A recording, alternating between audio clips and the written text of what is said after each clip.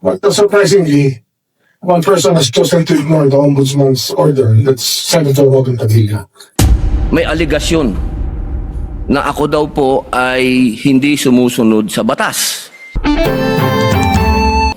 A'udhu billahi minasyaitanir rajim. Bismillahirrahmanirrahim. Alhamdulillah rabbil alamin.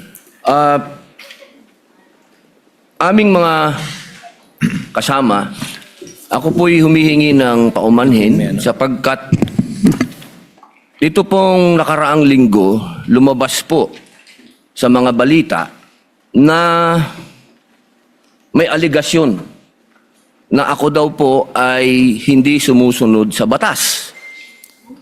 Ito po ay nakalulungkot para sa isang senador, sa isang senator judge, ang masabihan na hindi sumusunod sa batas. Samantalang nung tayo po ay merong mahal na saksi dito, pinaalala po natin sa kanya na harapin ang batas. Noong nakaraang linggo, ang atin pong kaibigan na ombudsman, ang sinabi po ng mahal na ombudsman na ako daw po ay hindi sumunod sa kanilang pasabi na mag-file ng aking counter affidavit. Nakakalungkot po ito sapagkat hindi po ito totoo. Inaamin ko po sa inyo, kung ICC lang, hindi po talaga ako susunod. Hindi ako magpapasakop sa ICC.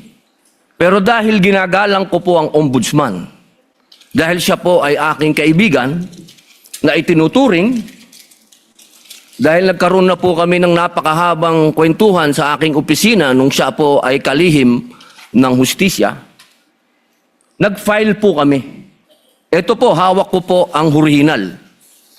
Dahil sa akin po, importante ang original. Ito po ang original, nakalagay po dito. Nag-file ako.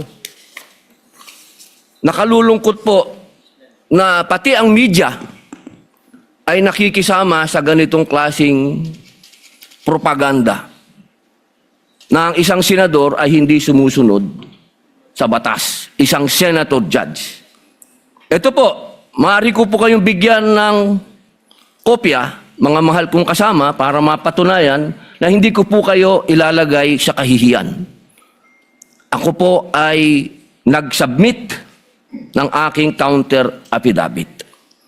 At ganun din po, humihiling din po ako sa aking mga kasama, lalong-lalo na po sa aking kaibigan, Ginoong Pangulo, na sa mga ganitong pagkakataon, hinihingi ko po na tulungan din po ninyo kami.